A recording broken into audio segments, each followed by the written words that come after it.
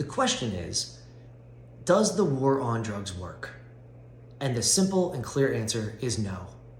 The war on drugs creates a war for drugs. And what I mean by that is this.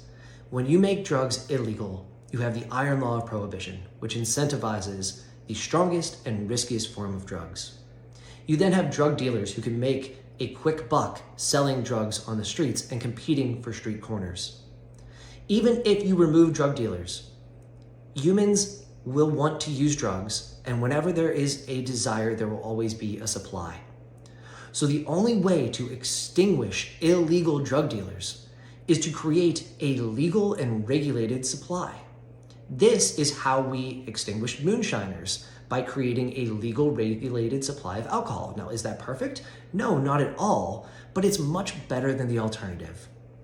So in other countries who have invested, not so much in policing and punishing like we do, but in treatments, in job incentive programs, in education, they've had great success. The challenge here is in America is that we spend, some studies say, up to 10 times as much policing and punishing and treating addiction as criminal than we do in all of offering treatment, prevention, education, or job incentive. It's a 10-to-1 ratio on policing and punishing, and that ratio should be flipped. And if it were flipped, we might have results like some of these other countries.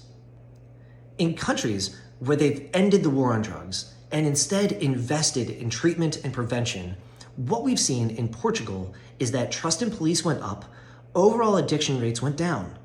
In Switzerland and Vancouver, overdoses and HIV occurrences dropped. In the Netherlands, it's now harder for teens to get drugs with a legal and regulated system. Gangs have been crippled and the culture of terror has been extinguished. And even in the United States, after we removed the prohibition of alcohol, murder rates fell. Here in America, we need to change the way we think about addiction and the way we fund addiction. Right now, we look at addiction as criminal, and we put the majority of our resources into policing and punishing. What we need to do instead is to invest heavily in treatment, job incentive programs, education, and prevention. If we do that, we will have better outcomes. There will always be a role for policing and punishing, unfortunately, but we need to change the way in which we think about addiction and how we spend on treating addiction. When we think about addiction, we need to realize that it's not a character failing and it's not a criminal issue.